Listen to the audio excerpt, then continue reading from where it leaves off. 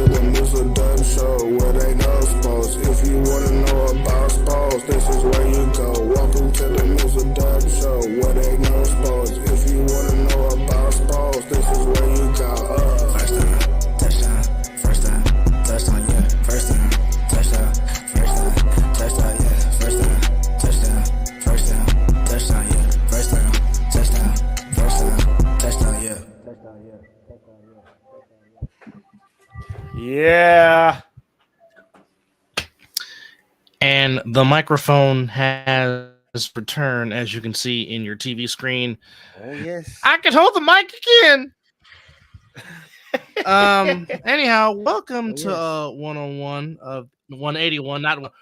We're not on Highway 101, and we're dang sure not on Show 101 because that was 80 shows That ago. lets But me we know are you on miss show home. number. That lets me know you miss 181 home. Well, yeah, I'm speaking of home, the Giants finally come home tomorrow, as we'll have the home opener. And I just want to say to Mr. Sullivan and Mr. Rivera, damn it, enjoy yourselves at the big phone booth tomorrow, since you guys will be there for opening day. Enjoy the living hell out of that. Indeed.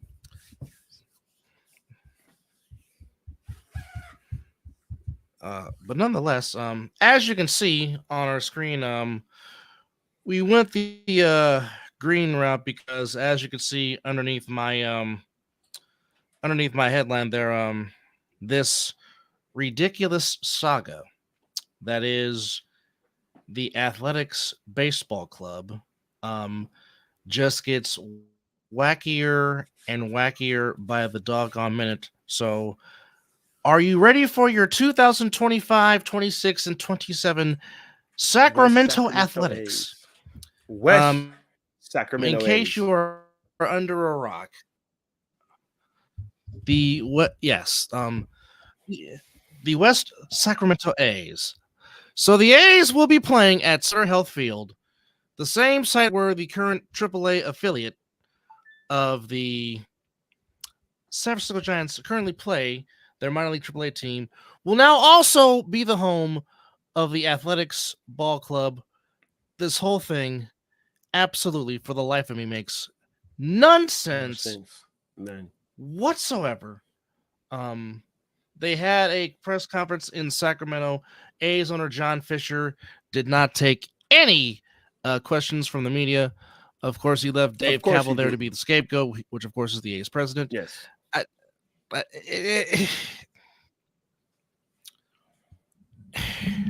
Earlier today on my page, I posted a picture of the late legendary Walter A. Haas Jr. Of course, Mr. Haas was A's owner from the early 80s till he sold the team, and then he eventually passed away in 1995. Obviously, the A's were under the ownership of Lou Wolf and John Fisher, and obviously, A's fans let us know how they feel about Mr. Lou Wolf and John Fisher. But for those that don't know, of course, Mr. Haas was associated with Levi's. Of course, Levi's, a staple of San Francisco for those that know their San Francisco history. But Mr. Haas, when he purchased the A's, he saved the A's from being moved to Denver because once Mr. Charlie O. Finley, sold the team, the A's were in dire straits. I think for one particular season for home meetings, I think they averaged under a whole 81-game season. So things were bad in Oakland after Mr. Finley sold the team.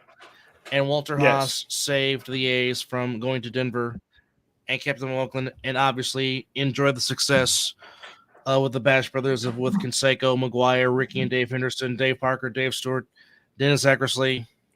The list goes on and on and on. Then Mr. Haas sold the team, and obviously the A's have been under crappy ownership since. We know about Cisco Field supposed to be getting built in Fremont to where they would have became the Fremont A's. Yes, I would have called them the Fremont A's because you're not in Oakland. Of course. But that fell through. Of course, the whole scenario with Howard Terminal, downtown Oakland, will they, won't they? That kept going in dire straits. Then, of course, as we have talked about many times. Reason why my brother now has to come to the city I live in to watch his football team play was because John Fisher cock blocked Mark from building a football stadium at the current site that the Coliseum sits. But I'm happy. And now you're hightailing it. But now you're hightailing it to the same city that you cock blocked the football owner in, and now you want to build, in a sense, right next to my job because as of Tuesday, the legendary Tropicana Hotel and Casino, after 67 years, closed its door.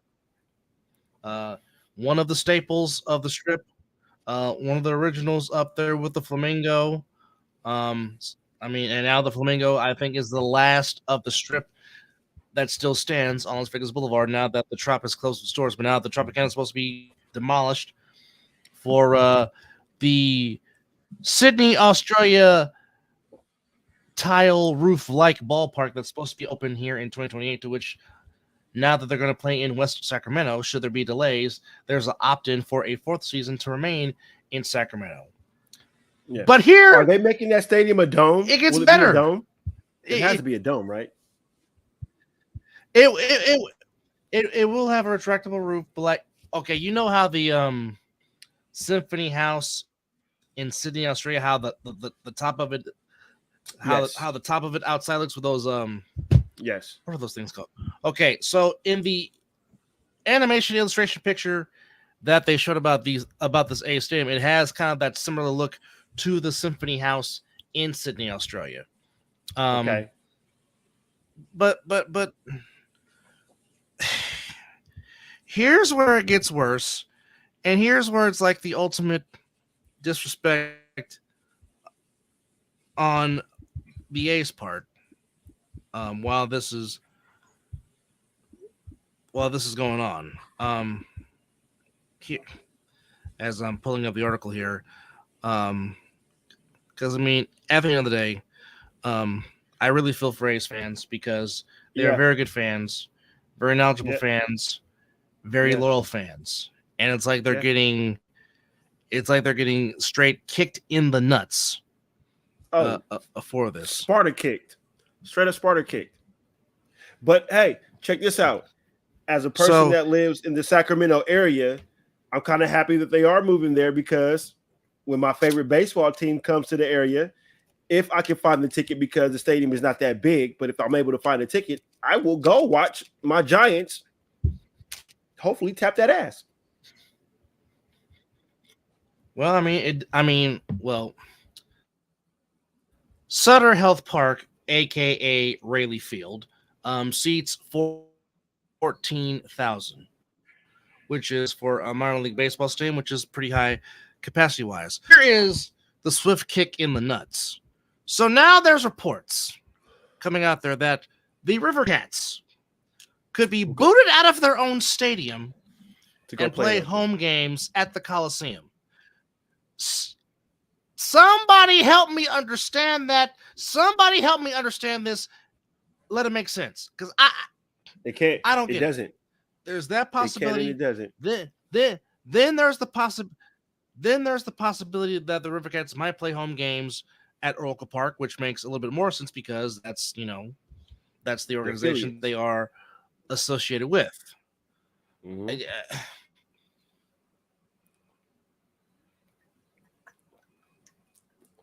It doesn't make no sense. Like, well, everybody was asking why the A's not go to the Vegas. They're playing the Aviators. But I was listening to Mad Dog Radio earlier, and Mad Dog made a good sense. If anybody knows the Mad Dog, is Christopher Russo. Great guy.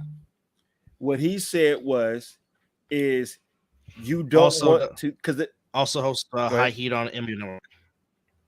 Indeed. I'm just saying he also hosts High Heat on MLB Network. Go ahead. But what he said is that the A's stink so bad, you don't want to put that product out there just yet. with them staying here in this area, they have a chance to, build up their farm system, give the people of Vegas something to be like, okay, the A's are coming there good, like decent. If they come there now, you can't sell them. They stink.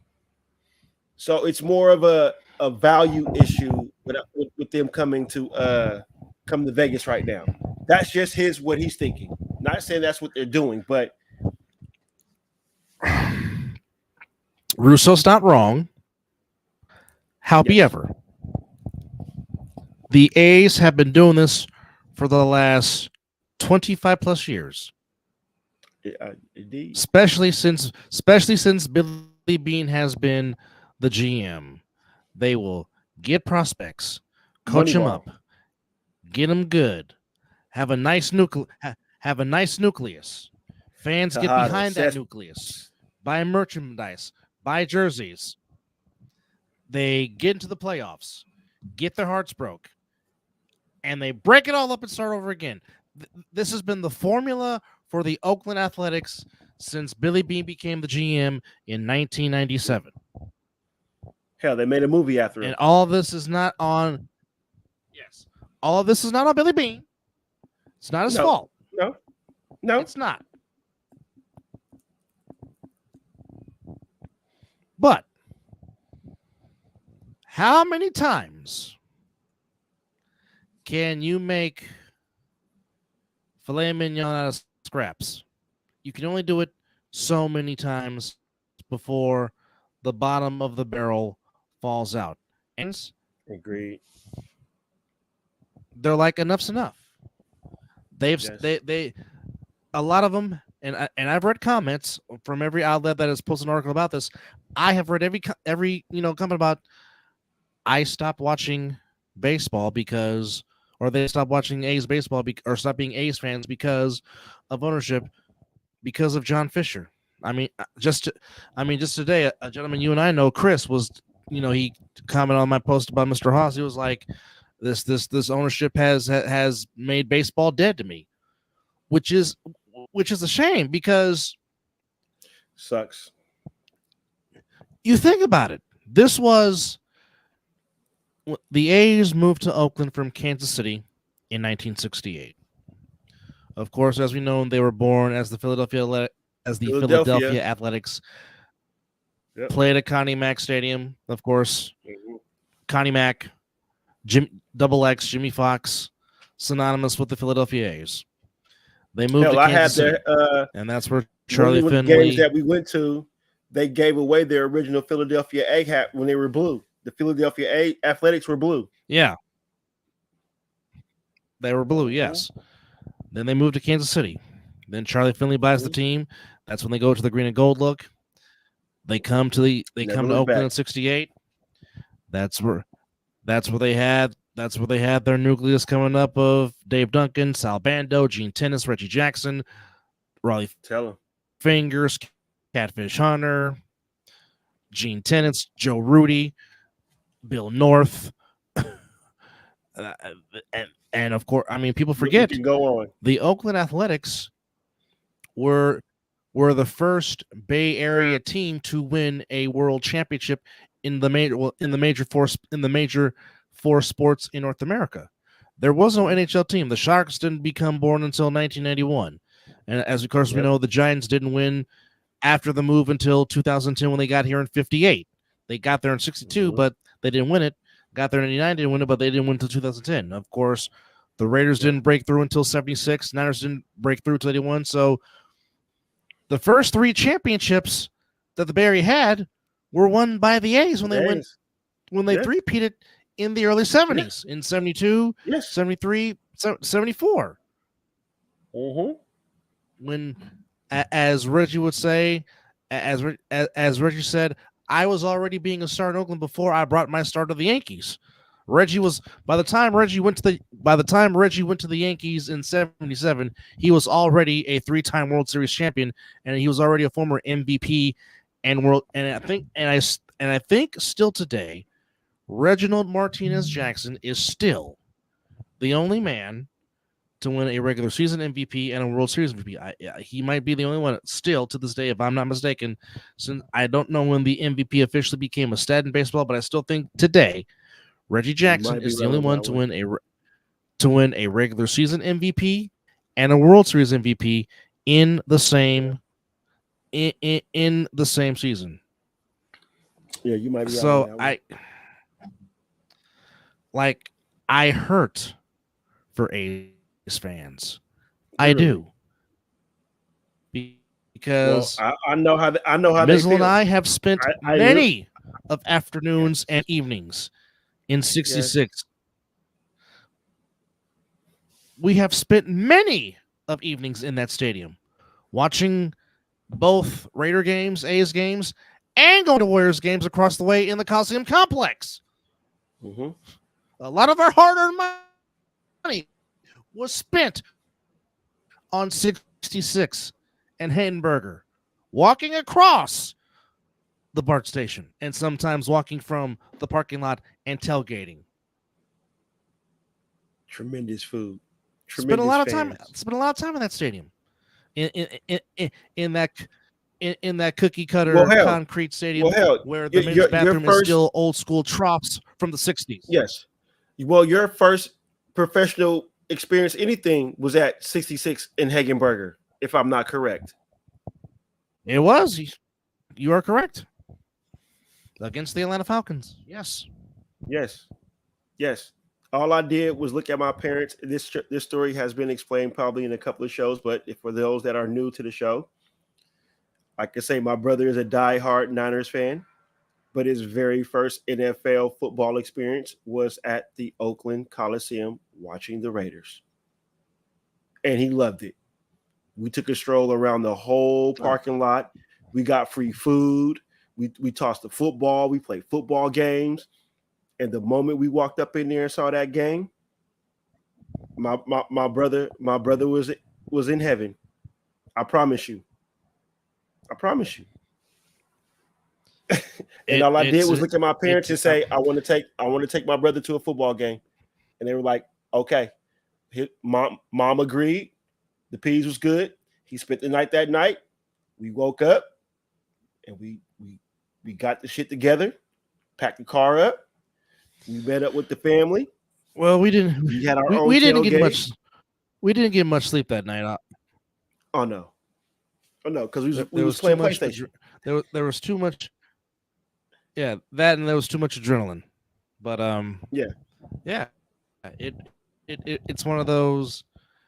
It's just one of those situations. If you haven't experienced tailgating in any kind of a football setting, you need to. It's second to none. And unfortunately, with the way these new stadiums are being built, tailgating unfortunately has become a lost art. Doesn't exist. Yep. It just as long as Bill's Mafia is around, there will be tailgating.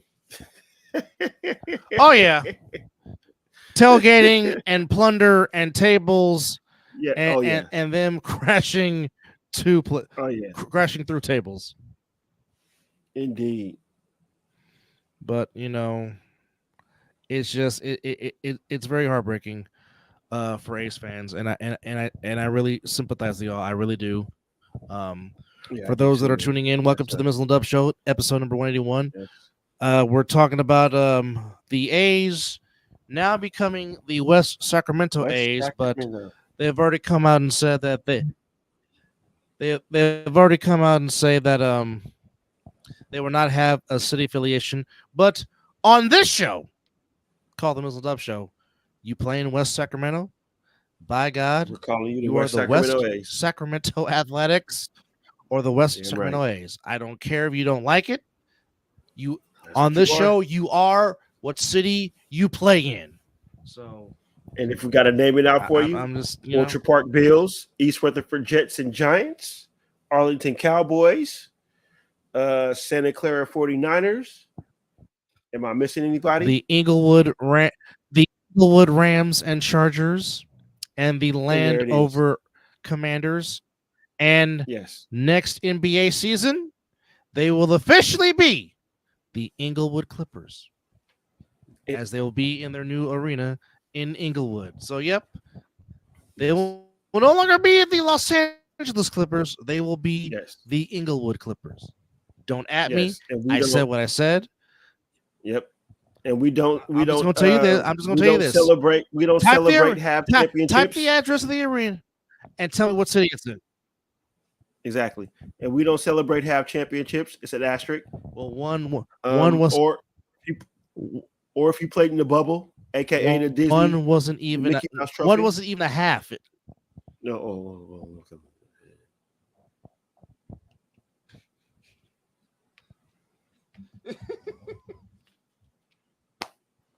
I'm just saying, it's the Mickey Mouse Trophy. Laker fans went out and bought championship gear like they won the whole damn thing. So Brian,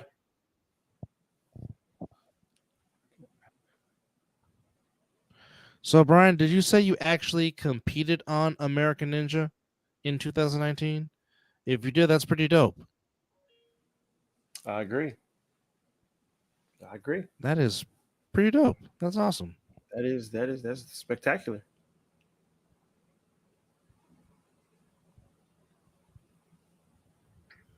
To know somebody that follows us, but, that done that, that's pretty dope.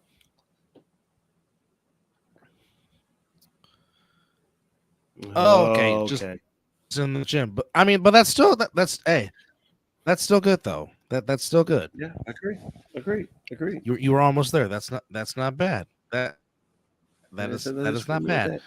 So, just to recap the rest of Major League, just to recap the rest of Major League Baseball, because it was a very short schedule today, as a lot of home openers will be starting tomorrow. But there was a few that came today. Yeah, but there was a few that came today. But just to go over the recap, this Thursday, the Cardinals had their home opener against the Marlins. Actually, the Cardinals were down and then started their comeback as they come out with an 8-5 victory, as they improved to 4-4, and the Marlins still winless at 0-8. My goodness. The Marlins, of course, made the playoffs a season ago. Added Tim Anderson to a very good talented squad, but 0-8 to start the season. Break up the Pirates. The Pirates continue to play well. They are 6-1 to start the season. Yes, indeed. And they beat the Nationals 7-4. The Guardians under Stephen Vogt in his first year, 4-2 over the Twins. They're off to a 6-2 start. Break them up. Royals thrash the White Sox 10-1 as Julio Lugo gets the win. And the Mets and Tigers played a doubleheader. Game 1 went to the Tigers 6-3 in 11 innings, but the Mets finally get on the board in 2024 with a walk-off single in the 9th to beat the Tigers 2-1, and that was your Thursday matchup of not like you said, not too many games. We got 13 games tomorrow. No, but as mentioned, tomorrow, home opener for the Rockies. They host the Tampa Bay Rays. Home opener for the Angels as they host the very good Boston Red Sox that came off taking the series against the A's. The Braves with their home opener against the Arizona Diamondbacks, and the Bronx Bombers with their home opener against the Toronto Blue Jays. And, of course, our beloved Giants open up the big phone booth portion of their home schedule as they will host the Padres, and Jordan Hicks, who pitched very well against the Padres last Saturday, will get the opening day start.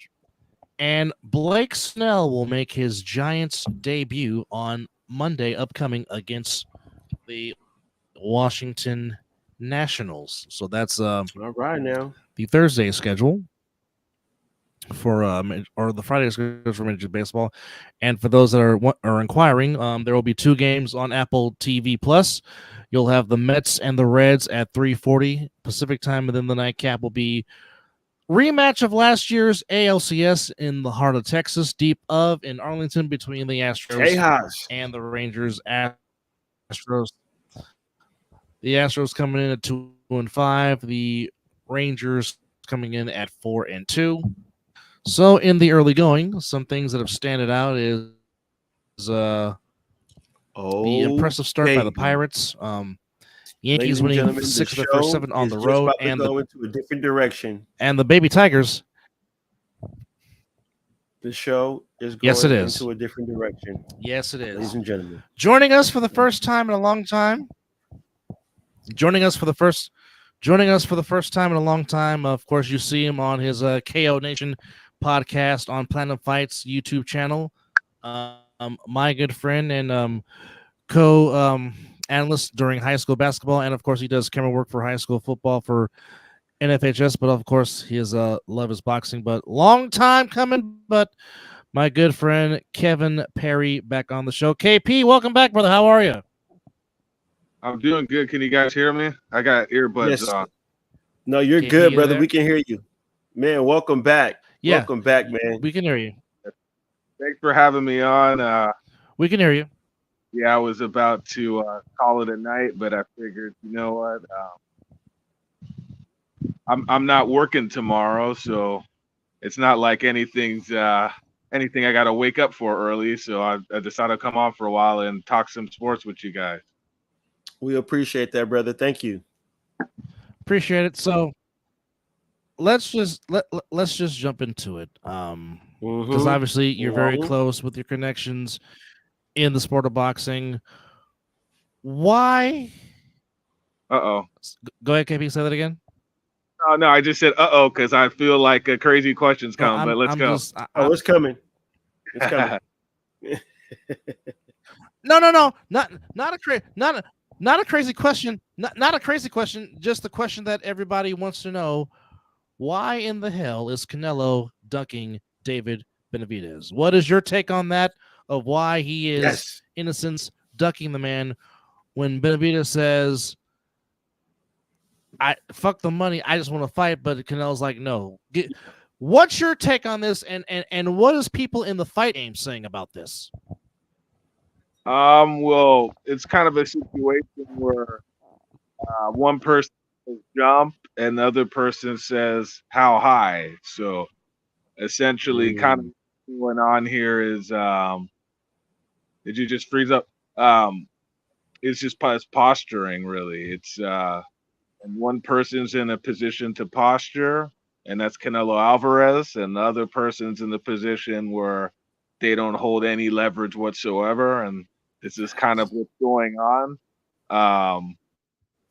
I mean, pretty much what the thing is the word ducking gets thrown out a lot, and I mean, obviously in this situation, I mean, it really does appear that way, but when one person needs the fight and the other person really doesn't, this is a situation kind of that's arisen, and basically why you have Canelo making these ridiculous well, I guess you could say it's ridiculous to request 150 million, but it's kind of like testing the waters, if you know, to see if somebody's actually willing to put up that kind of money and see if the fight see what the value of this fight is. So I think that's where we're at. Obviously he's going to get a payday against Jaime Munguia, and that's by no means an easy fight, because you know this kid Munguia's had quite a bit of time to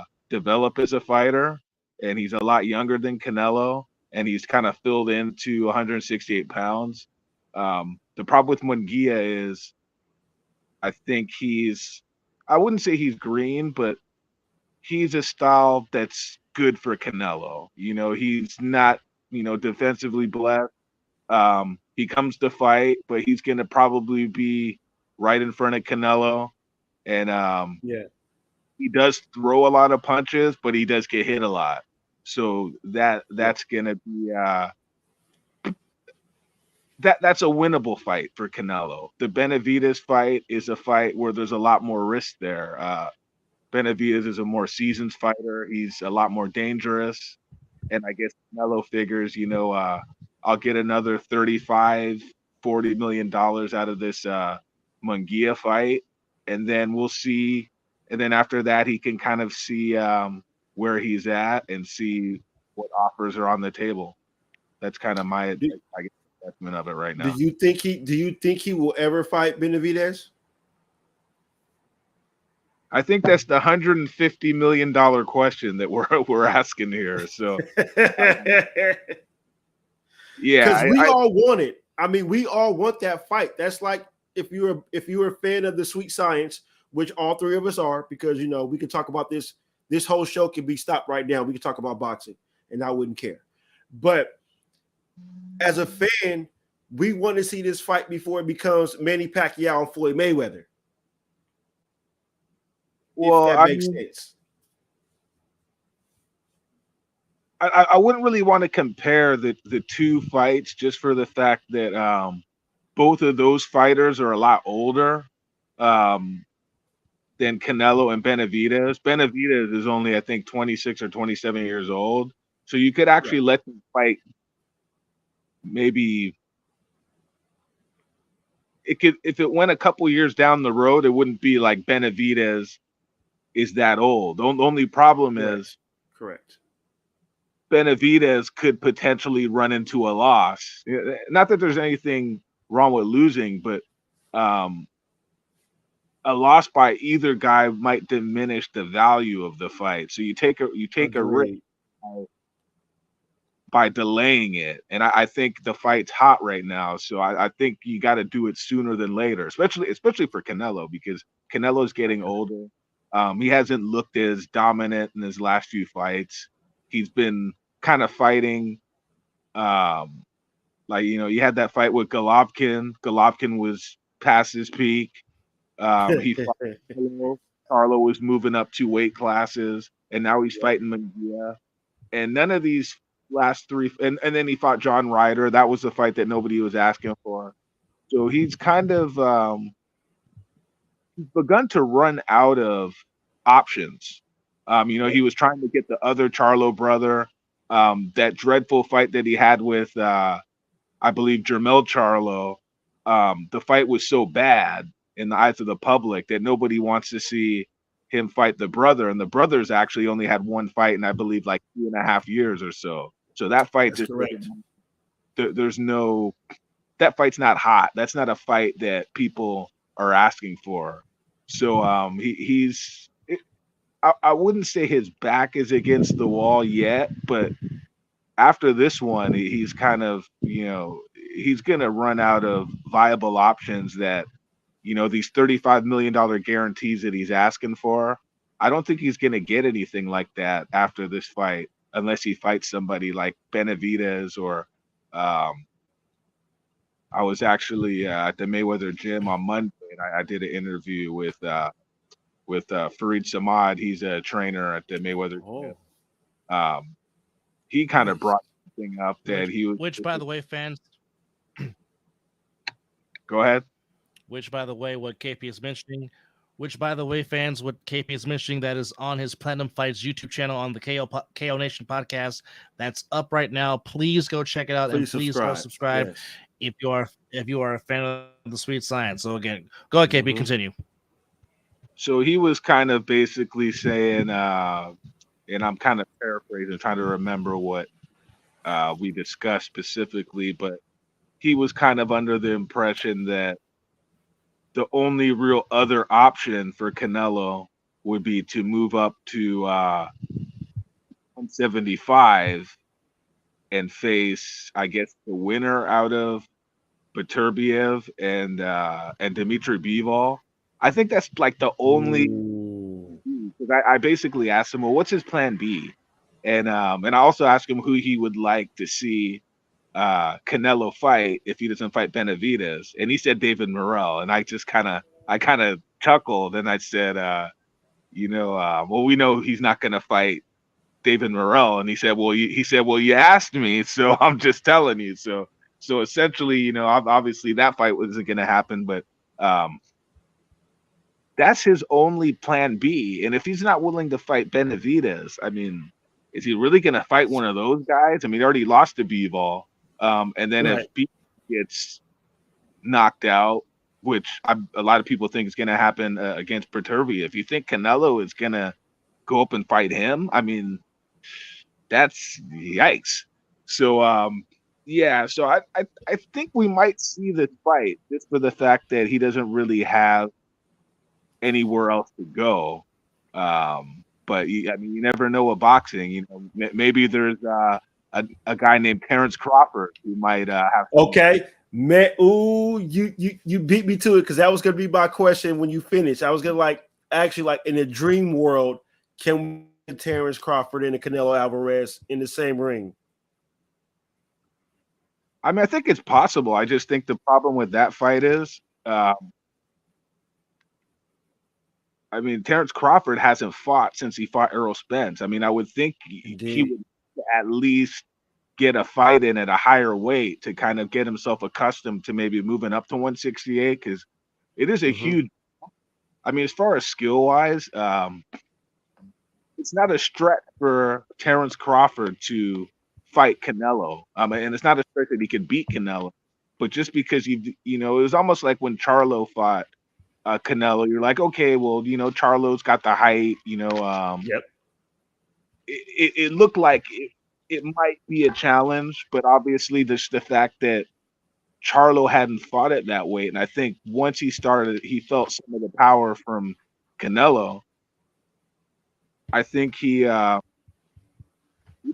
just gun shy. I mean, that's what it came down to, and clearly, But Crawford has a lot more skills than Charlo.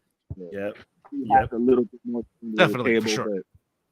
but as far as from the public standpoint, that's a fight that people would be interested in. So that's an option. Most definitely. But Canelo's already pretty much shot down that fight. But I mean, you never really know where Canelo's going because months ago he said he would never fight another Mexican, and now he's fighting Jaime Munguia. So whatever he's saying, you can't really take it with a bunch of you take it with a grain of salt. It's money talks. If the money's there, then that's what it's all about. It's about money. It's not about necessarily.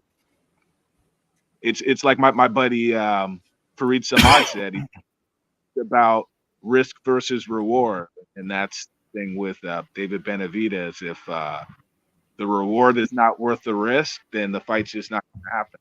That's what it comes down to. So I'm just pretty much repeating a lot of stuff he said, and a lot of stuff that he was telling me made a lot of sense.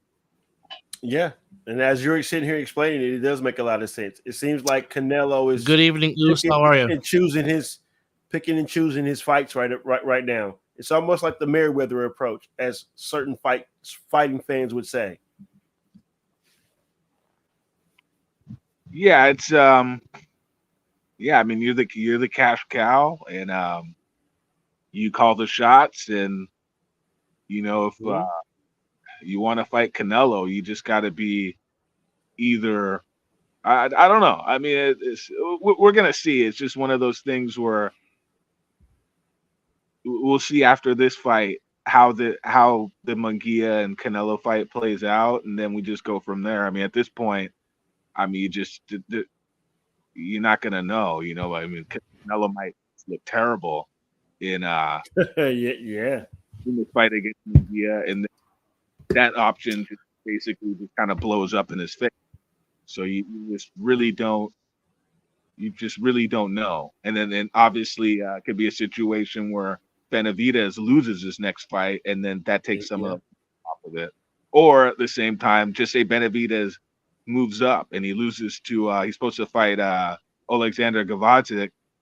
Just say he loses that fight and he just looks bad, and then Canelo's like, okay, he doesn't look that. Now we're gonna make the fight. So I mean, there's so many variables that are So I'll bring something up. So people are talking about, or you were saying something about the Pacquiao and Mayweather fight and how that kind of drug on for a while. But you have to remember, Pacquiao actually lost a couple fights in that lead up. He got knocked out against Juan Manuel Marquez. Then This is true. And they still wound up making that fight, and it still was the biggest fight in boxing history. So people's memories are very short. If both guys have the proper fan base and there's the proper money that both guys can make, and there's somebody willing to put up the money, then the fight will happen. I mean, that's really just what it comes down to. It comes down to public interest, and if the public interest is there, I think the fight will happen. That's just my 2 cents and my limited boxing knowledge. Well, I don't doubt it, man. You give us some good insight, it and is you're pretty it spot is on not with your limited. knowledge. Yeah, We highly yeah, value your boxing yeah. knowledge. So it is not little. Exactly, It's not little to us. That's for sure. exactly. But I guess my question is, from your frame of mind, I guess give us a best case, worst case scenario right now for boxing. And another question I wanted to ask you is, how do you feel now that basically, exception of Top Rank on ESPN, everything else is on a streaming platform? As of course, back in December of last year, we lost Showtime, and now PBC is now under the Amazon Prime Video mantle. Just give us your thoughts on that real quick.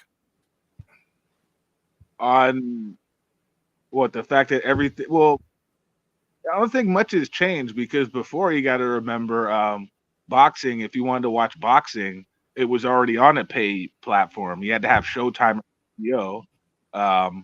Now it's kind of just switched from, I guess you would call terrestrial television to streaming platforms, but technically you still got to pay. So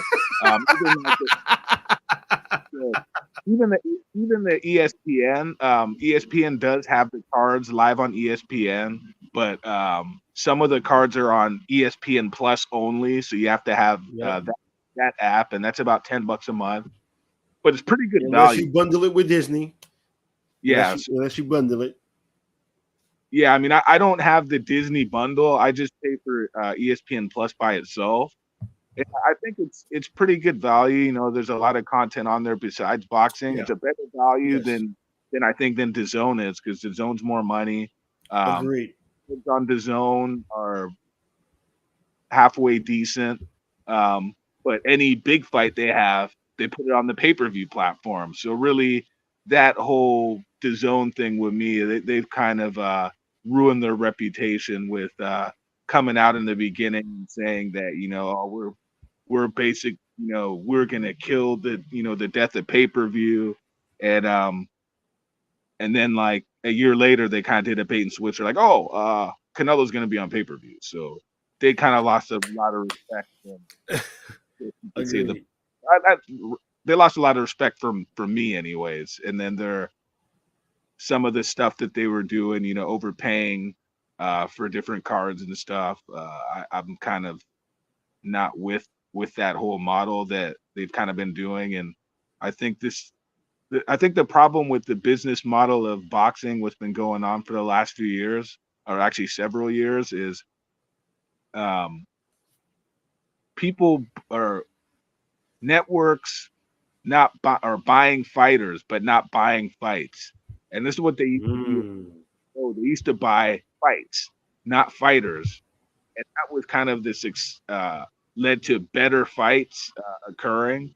I think that's where boxing kind of needs to go, because when you sign a fighter and you pay him a lot of money, you kind of put the fighter and the promoter in control of the matchmaking. That's when you kind of get subpar matches, and you got to get into the habit of buying matchup and not just kind of, you know, signing a bunch of fighters and then kind of picking and choosing, you know, their, you know, B, I guess you could say B level, not B level opponents, but, you know, A side, B side type stuff. So Yeah.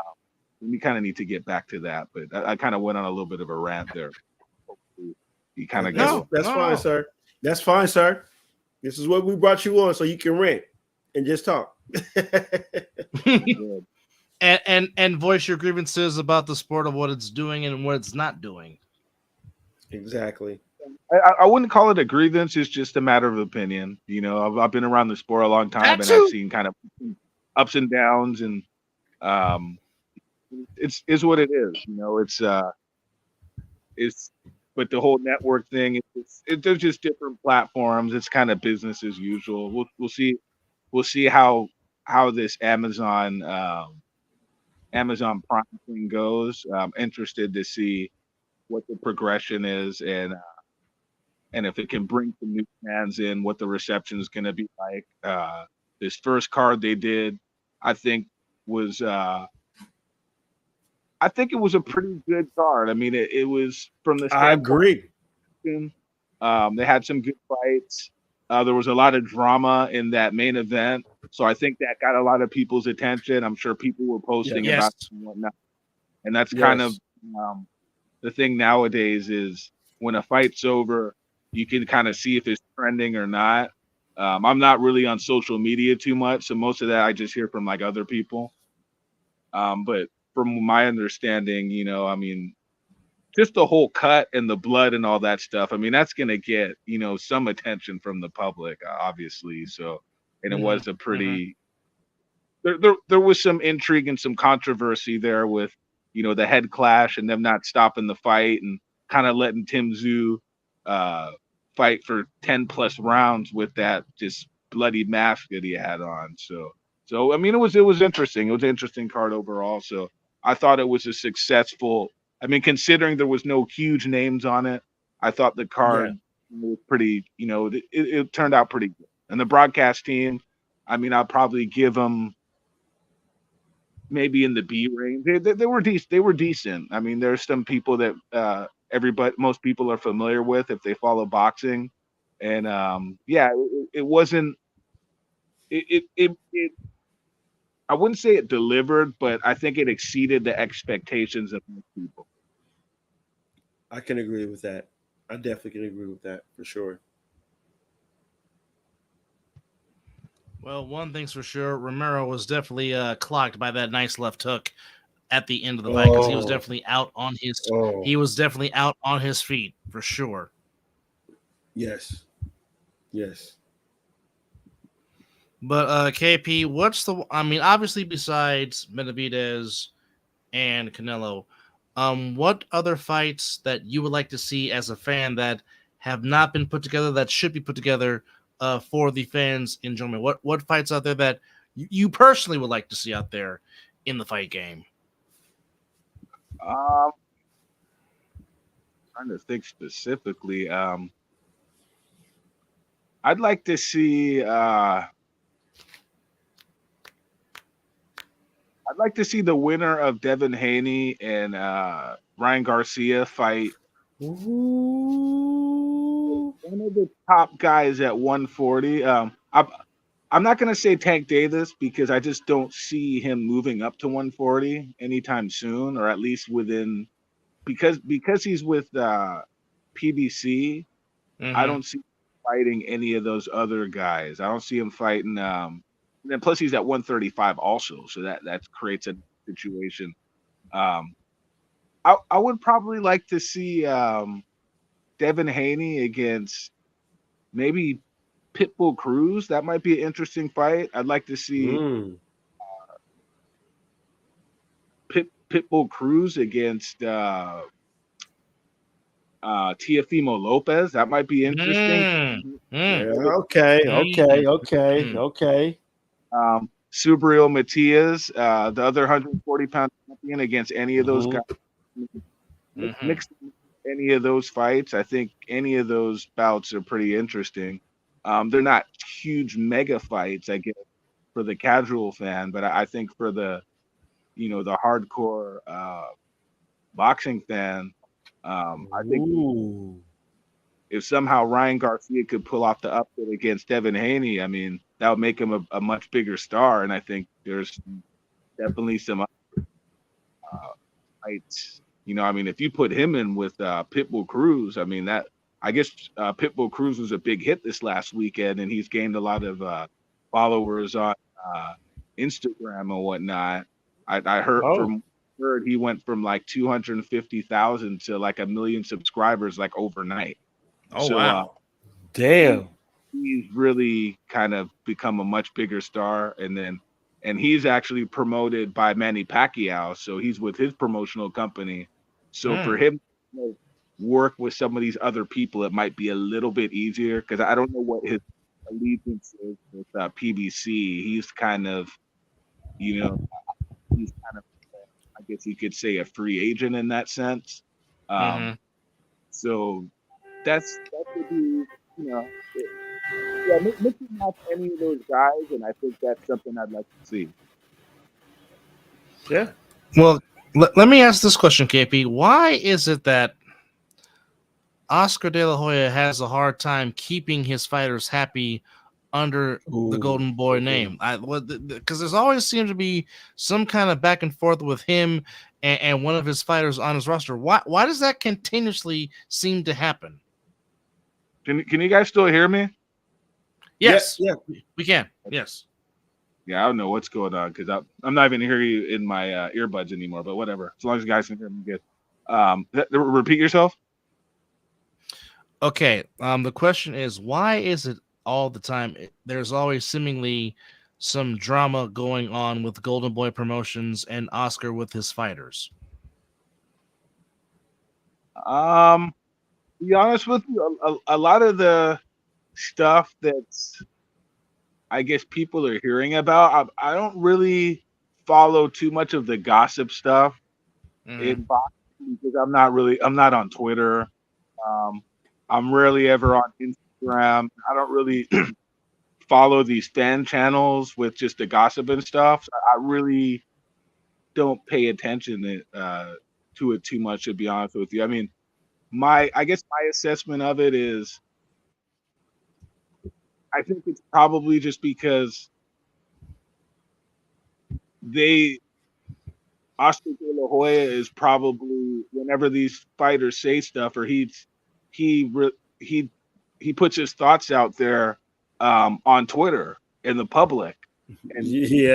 say, he responds, and I think that's what the rift is, and I think some guys are, some of these other promoters maybe. I don't think it's just even him. I mean, I think Eddie Hearn's pretty, he kind of rubs people the wrong way also. I just think Oscar De La Hoya. That he does. To be honest with you, I couldn't really give you a real answer on that. I just think it's more, Oscar probably has a little bit more of an ego, and he's a former fighter, and I think he probably feels the need to fire back. And he's dealing with kind of more prima donna fighters, the fighters that he has. He had Canelo and he had Ryan Garcia, and they're very popular fighters. They're gonna snap, and he's not gonna just kind of go quiet. He's gonna make sure his position is heard. And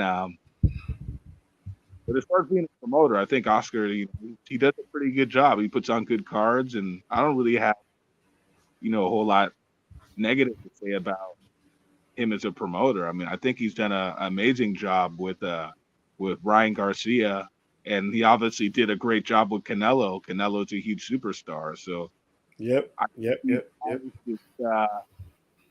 Yeah, they're prima donnas. I mean, that's what it comes down to. And maybe Oscar could be the bigger man and just not respond. That would be fair the smart point. move. Fair point. Fair analogy. Real quickly, how? I guess my question would be, who do you see winning the upcoming fight between Haney and Ryan Garcia? I got Devin Haney. I think if Ryan Garcia just doesn't have the greatest boxing skills, and unless he can't hurt Devin Haney, I don't think he got a chance to beat him on points. And I just don't think. And from what I saw was, people kind of were criticizing, and self included, Devin Haney's his chin, his lack of punching power. But that was at 135. And I think since he's moved up in weight, I mean, I know he's only had one fight at 140, but he definitely looked a lot stronger. Those 5 extra pounds that he was killing himself to make 135. He's a big. I mean, if you see him in press conferences, I mean, the guy looks like he walks around about at least 170, 180 pounds and has to set up a lot of weight. So he's going to be stronger. He's going to be harder to hurt.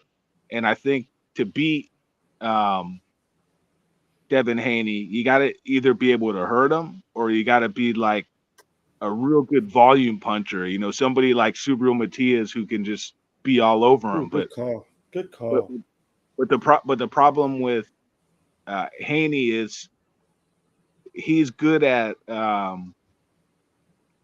controlling like the flow of the fight, and that's something that you gotta take that away.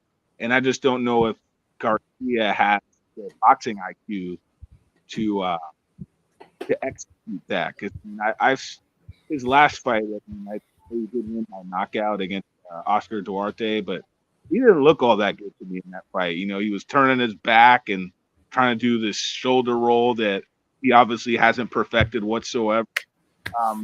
Yeah, I mean, he caught him with that left hook.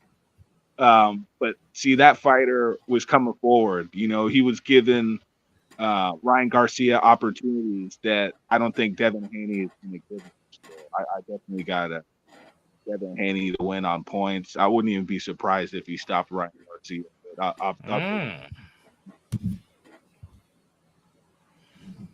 Well, do you think that the Haneys, Father Haney and Devin, do you think they are fighting to try to? Are they preparing like they want to stop him, kind of like the way Virgil Hunter and Andre Ward did the second time they fought Sergey Kovalev? Do you think that's a possible strategy for Devin Haney? No, I don't think so at all. I think they're just they're gonna take whatever Ryan Garcia gives them, and they're gonna fight smart, fight the way that he normally fights. He's not gonna take any stupid chances. He's the type of fighter. If he gets you hurt, he's not a finisher. He's not gonna go for it. He's just gonna keep doing. He's gonna do what got him here, and I think that's what you got to do. You know, you don't go outside of when you start doing things out of what you can't try to turn into somebody else. And I think this is something I've learned from being in this game is from different people that I hear, and then being around people that are definitely more intelligent than myself in this game, real professional, is whatever you train on in the gym, that's what you're gonna do in the fight. So, for example, if you're watching a fight and people are saying, "Oh, well, why aren't they making these adjustments? Or they should be doing this, or they should be doing that," and usually the reason why they're not doing it is because they're not trained to do that. So that's why you don't see the adjustments. So there's certain things that fighters are going to work on in the gym that they're going to do in a fight. So they might have a plan A, plan B, and plan C, or they might have different things that they worked on to do in a fight based on different scenarios or whatnot. Practiced it, it's just like, you play sports. If there's certain things you didn't practice, you're just not going to be able to do them because you didn't put the reps. So, so I mean, he's just going to be Devin Haney. I mean, if he lands a great shot and knocks the guy out, so be it. But I just don't see him turning into a Terrence Crawford overnight. All right, you're not wrong. To stay, and I think that.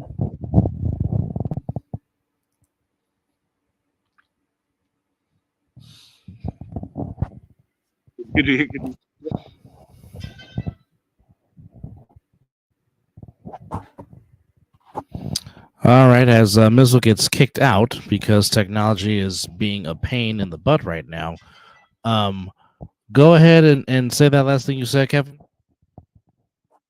I basically he's just gonna be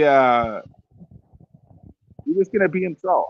I mean, he's gonna be the same Devin Haney that you normally see. He's not gonna turn into a Terrence Crawford overnight.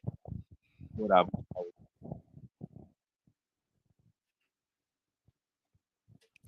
Well, speaking of Bud, will we see Bud eventually get back in the ring and defend his undisputed 147 crown? Some people have said they would love to see him against Boots Ennis. What's your thoughts on that? Well, that fight's not happening. Well, from what I hear, is Okay. Terrence Crawford probably moving up to 154. Anyways, he doesn't really have anything. Oh, really? He doesn't really have anything to prove at welterweight, and You're right. The fight, You're right. the fight with Ennis. I mean, it's a great fight, but who's gonna pay for it? I mean, is from what I hear, Terrence Crawford wants minimum $15 million. So his options are pretty limited. So he's just not going to get that kind of money to fight Pete Dennis. Pete Dennis doesn't have any real following. He doesn't bring. He's just not established enough yet. You know, he's Okay. got to kind of build up his repertoire for lack of better way for me to kind of explain the situation that he's in, but he's just not. No, He's not a big fighter. that's a fair analogy. Very fair analogy. I mean, now, if Bud does make the jump up to 154, who do you think at 154 he would challenge first? Be honest with you, I have no idea because I don't know who he can fight and make that guaranteed minimum that he wants. Sebastian Fundora possibly, but I mean, is that a big fight? Not really. Tim Zhu potentially was a big fight, but now Tim Zhu doesn't have any belts, so Correct. that And doesn't make a lot of sense for Terrence Crawford. And he's just coming off losing. Yes, you're right. He just came off a loss this past weekend, so you're right. There's that. I think actually a fight that might be interesting to people. I don't know if it's possible. I don't know how much money's there, but maybe Terrence Crawford against the bigger Charlo at 160 for the middleweight title. That might be a good fight just because if he beats Charlo, that puts him at 160. He's a champ, and then the fight with him and Canelo might seem a little bit more realistic at that point. And I think it's and Charlo's been so inactive. I think it's a fight that Crawford would probably be licking his chops. I just don't know. I just don't know if the money's there. See, the problem with everything with Terrence Crawford is the amount of money that he thinks he should be paid, and I think they're a little bit unrealistic considering he's just not a big star. He's not a big household name. He's probably the best fighter in boxing right now. Fine. I know some people have Inoue, but me, I don't look the lighter weight is less like, so if you go in box rec and you see how many professional fighters fight at 122 pounds, and then you look at how many professional fighters fight at welterweight, there's a lot more fighters. The talent pool is much deeper around 88 and 147 and 55. So you're right. Terrence Crawford has knocked out, I believe, his last 10 or 11 opponents. And a lot of those guys that he beat were undefeated. Good, really good, solid fighters. So no one knocking Terrence Crawford's talent. But he's just not a. If Terrence Crawford right now walked down the street in Las Vegas, he wouldn't be under any danger because nobody knows who he is. The majority of the people just don't know. He's not somebody like a Tyson Fury. You know, if Tyson Fury walked down the street, he would stand out. People would know who he is. Even if they didn't know who he was, they'd see this big, tall guy and they're like, he looks like he's somebody. You know what I mean? Terrence Crawford could walk down the street with his family and his kids and nobody would probably. I mean, some people would know who he is, but he doesn't have the star quality that some of these other fighters have. And I think that's just going to be a big problem for him making big fights. That is some very, very, very good stuff. So real quickly, there's a fight card this upcoming Saturday at Falcon Blue the newest casino that has opened up here in Vegas. It's on the zone, and the main event is Richardson Hitchens against Gustavo Lemos in the Gustavo. super lightweight round, 12 rounds. It's a IBF eliminator. Diego Pacho against Sean McCalman. That's super middleweight, 12 rounds. Oh, Psych. Diego Pacheco's on that card too. He's a pretty good prospect. You talking about Diego Pacheco? Yeah, I don't know how far he goes, but I mean he looks pretty good. Okay. Yeah, he's probably Okay. the person All right. that I is the person to look at. I don't know anything about his opponent. And Richardson Hitchens, he's all right, but he's not exciting. So to me, he's just kind of somebody that's might get a belt eventually. I heard the guy he's fighting is pretty good. So that's an interesting fight. There's also actually it's funny. There's a girl from Australia that's on the card, and it's kind of funny because I was at the gym on Monday, and there was this girl in there that was training, just hitting mitts and stuff, and she had a few coaches with her, and I was just looking at this girl, and she looked real solid. I was just kind of watching her, hit mitts and stuff, and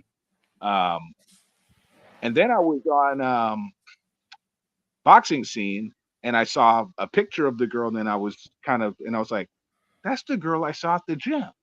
And then I guess she's No fighting, kidding. and she's an undefeated. I think her name's Sky Nicholson. Yes, she is on the card against Yeah. Sarah. She is on the card against Sarah Mafaud, featherweights, 10 rounds for the vacant WBC featherweight women's championship. Oh, Yeah, she wasn't sparring or nothing. I mean, mitt work is mitt work, but mind you, I was at the gym and I was watching her for a little while, and I'm like, she looks really good. And then when I saw that, I'm like, nice. yeah, she's a world class fighter. So yeah, so that was pretty interesting to me that this girl was in the gym and at Mayweather gym, and she happened to be fighting on that card. So I'm sorry, I kind of went off on a tangent there. So you just asking me about the card or who I think wins, or No, where we're just announcing the card for this upcoming Saturday at the Fontainebleau in Las Vegas. To top it off, Galal Yafari takes on Augustine Maro Guato, flyweight, 10 rounds. As you know, flyweights, they will throw that leather for sure. And then a super featherweight Indeed. round, it is Mark Castro against Abraham Montoya. But Kevin, there is one question I want to ask you. be going to this Jared card? Big Baby Anderson in his first.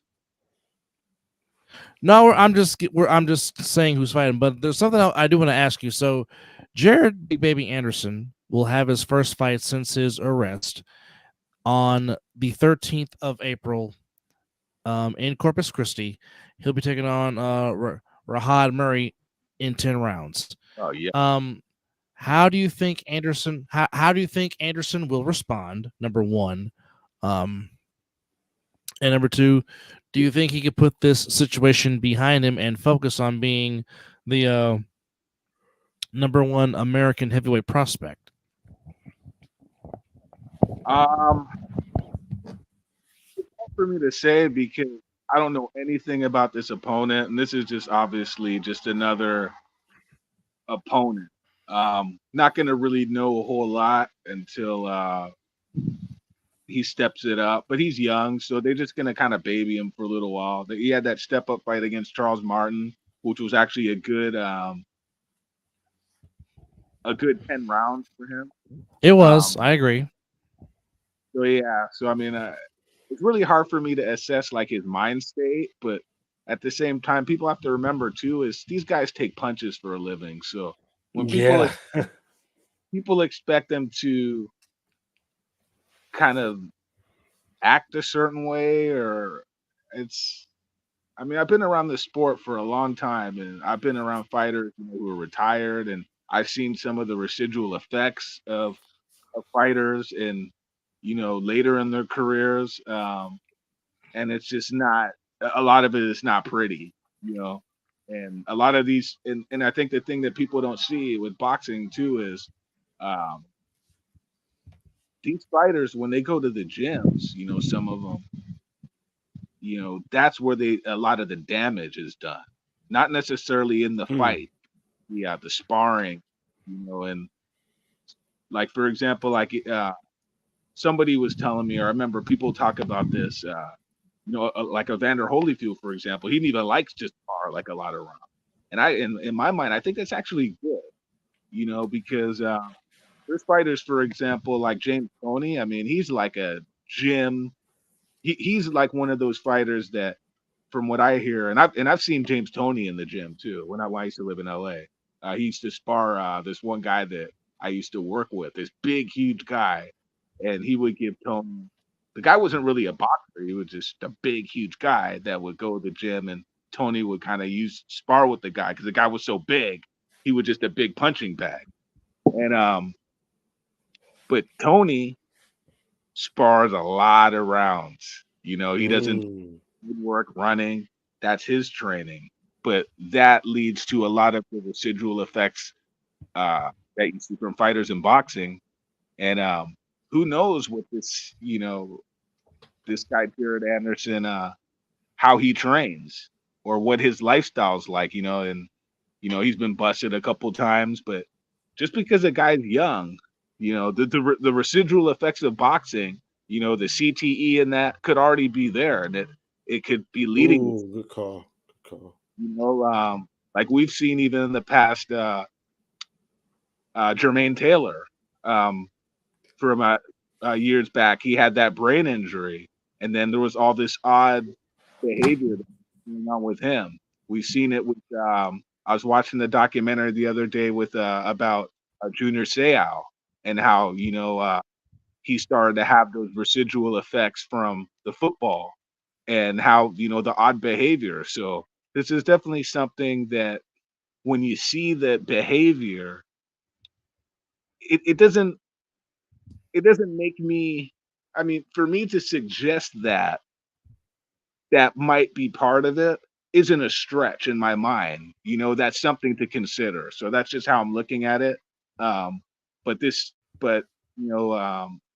fight that's coming up, I don't think you really get a lot of information from it. This is pretty much a handpicked opponent, a European knuckle fighter that's fighting that he's supposed to kind of just knock over.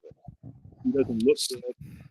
Not going to be good for his career, but I think he should be able to overcome these distractions. All right.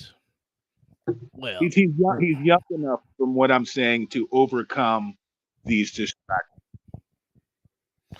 And hopefully he can get over that, because obviously, I mean, I think he definitely feels bad for what he did, and he's trying to obviously learn from it. So I mean, it's a good way to learn for sure. But real quickly, switching things over to the Association of the National Basketball Association. There are only 5 games tonight, but we will go over them. The Knicks at home over the Kings won 20-109, but the Knicks did get some bad news, as Julius Randle will be out for the rest of the season, having shoulder surgery. So hopefully the recovery will go well for him. But nonetheless, the Knicks got to win number 45 on the year. They are 45-31, as the Kings now go with a record of 44-32. The Mavericks beat the Hawks 109-95. And looking to see here if he did not mess around. Luka had 25, 12 rebounds, and 8 assists. So he woke up a little bit too early from his dream of his normal triple-double self. But the Mavericks get win number 46 of the year as they beat the Hawks 109-95. The Clippers at home beat the Nuggets by a bucket 102-100, as the Clippers still trying to keep their upper echelons in the first 4 seeds. As the Clippers get a big win over the Nuggets. As even though in losing cause, Nikola Jokic, he definitely woke up, got out the bed, but even in a losing cause, still got one anyway to the atonement of 36 points, 17 rebounds, and 10 assists for the league's I got a uh, so I know you guys been asking me Go the ahead. questions. I follow basketball, probably not as much as I used to. But, I just see these ridiculous numbers you guys are putting up. But where's the defense gone? I mean, what is going on with the NBA? I mean, does anyone play defense? I mean, is that even part of the playbook anymore? Is it just like, okay, we're just gonna go run down, we're gonna pass the ball around, shoot a three? Yeah. Then that's it. Is there any boxing out? I mean, to me nowadays a rebound, it's almost like a part of like the strategy where who's gonna get the rebound, because whoever gets the rebound is like almost like gonna be the facilitator nowadays. That's why you see like these guys with so many assists, because they're so ball dominant. So you'll have somebody like, because I mean I'll be honest here. Do you really think Luka Doncic is a great rebounder, or all these getting all these rebounds? Do you think they're actually really good rebounders, or the other guys just, it's easier to let them get the rebound because they're a facilitator? It's better to get the ball in their hand right away than it is for a guy to get a rebound and then have to pass it to a facilitator. Does that make sense? It does. Definitely does. Because I don't know. I mean, to me, a real rebound is like an offensive rebound. To me, is much more valuable than a defensive rebound. A defensive rebound, because when you're shooting a 3-pointer, it's just the ball just bounces off and then whatever. So it's not like when Dennis Rodman was playing and Bill Laimbeer and Kevin McHale and guys like that, when you had to fight for rebounds. Now it's like nobody's even. It's like, okay, I don't even want to like go for the rebound. I'll just let the guy who's closest to it, he's gonna get the ball, and then I'll just go run down and spot up for a 3 or something. That's just my assessment. It's almost just like what they've done with football. They made football more offensive because the defense can't even cough on any type of offensive player now. And that's what basketball is. They're just trying to get it more. Where they want more slam dunks. They want more excitement. Yeah, to me, it's taken some excitement out of basketball, and that's kind of why this NCAA tournament to me is so much more exciting than the NBA, at least right now. That's just how it appears to me. It's definitely giving me more entertainment value, more value for your money. I agree. I definitely agree. But I just totally think that it's going towards that. They're going to get more scoring and not just focus on the defense aspect of it, because they just want more people to see the excitement of a dunk and stuff like that. But you still have some teams that do play defense. It's more your Eastern Conference teams that play a little more defense than your West Coast teams, because everything on the West Coast is fast based. Yeah. And your Eastern Conference teams preach more a little bit about defense and trying to lead up off on your get your offense off your defense. Yeah. No, I get what you're saying. It's just I guess the game has changed, and so it's a lot different than when I was kind of growing up. So it's a lot to kind of get used to this style of play. To me, it's not as I mean, plus, mind you, I'm a boxing guy, so I like to see a fight in the trenches and that type of stuff. So when I just see guys chucking up threes, I mean, I'm seeing, I'm somebody, I don't watch all the games all the time, but I like to look at box scores and stuff. And when I see guys Mm-hmm. shooting 15 3-pointers in a game, I see 2 or 3 guys shooting over 10 3-pointers in a game. It's a little bit troubling to me. It's one thing for Steph Curry to put up 15 threes when he's a real 3-point shooter, but when I see centers Yeah. shoot 5, 6 3-pointers in a game, it's a little bit troubling. You must be talking about my team with the Sixers, because Joel Embiid shoots a lot of 3-pointers, and I'm like, dude, you're a dominant force down low. There's no reason why you should be out there shooting a three. I mean, I understand they're trying to spread the floor, but there's nobody on this floor that is going one-on-one with you down low. That's why you get the triple team. But then I get it. It's spreading the floor. This is the dynamics of where basketball is going right now. There's no more the big man like how we grew up, like Shaq, or even Dwight Howard, Lakeem Olajuwon when I was growing up, or David Robinson, Tim Duncan. There's no more of that right now. It's the spread offense. Well, I think part of the thing with basketball, I think that's hurting it to me is a lot of the people that are involved in basketball, like these, I guess you would say they're coaches or they're people part of the coaching staff. A lot of these people, they're like bean counters. They're like data analysts, and they analyze Analytics. Yeah, and they base their stuff on. They're like, oh well, a 3-pointer has this much value, and then a 2-pointer, and blah blah blah, and all this nonsense. But then you see teams like, for example, Denver Nuggets, pretty good defensive team. Okay, Agreed. You look at teams who are actually good in the NBA. They have good defense. Some of these other teams that probably following his analytics, to me, they're garbage. I mean, a lot of the teams in the NBA, they're just pure garbage.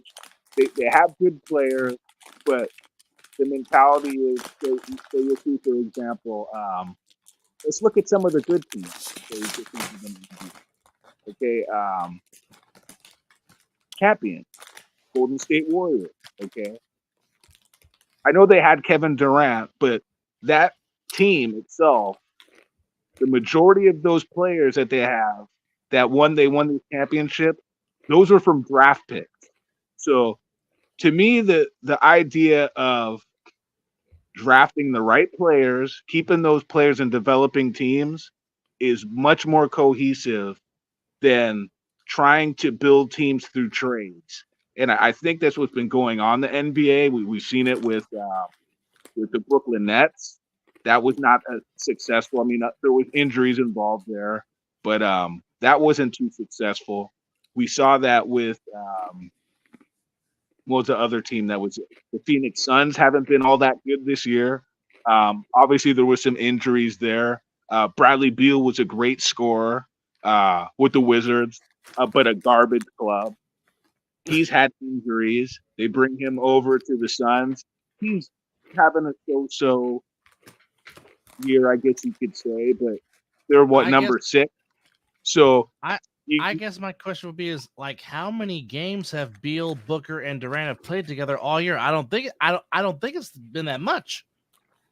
I want to say at least on one hand. On one hand, if that. So that's another example of trying to build a championship team through trades instead of trying to build it through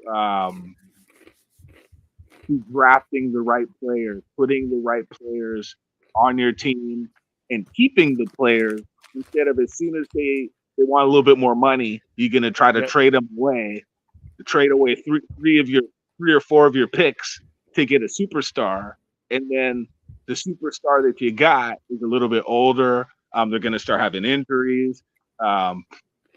They're gonna, if they don't win right away, they're gonna be like, "Oh, well, I want to get traded." Or there's so many variables that are there when you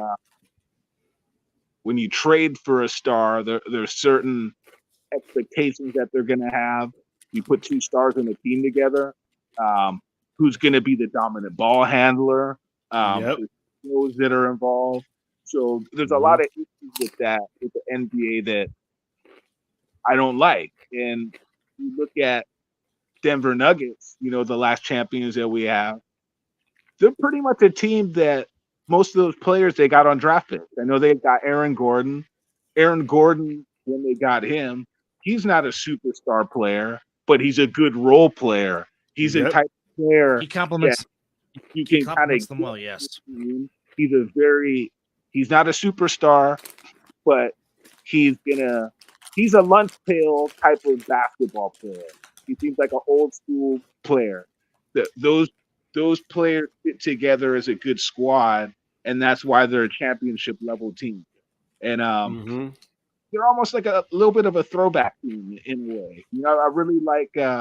When you got the Joker, it's hard to go wrong with him. He's amazing. But the other players they have are pretty solid as well.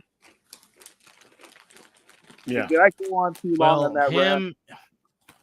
No, not at all, sir. No. Him and Murray are definitely good. Are as a good 2-man game as you'll ever want to see it. As we're coming up against the playoffs, just to recap what else happened on this Thursday. As we just mentioned, the Knicks beat the Kings 120-109. Unfortunately for the Knicks, Julius Randle's season is done. He will need season-ending surgery on his shoulder, which is unfortunate. But the Knicks are ahead of the playoffs.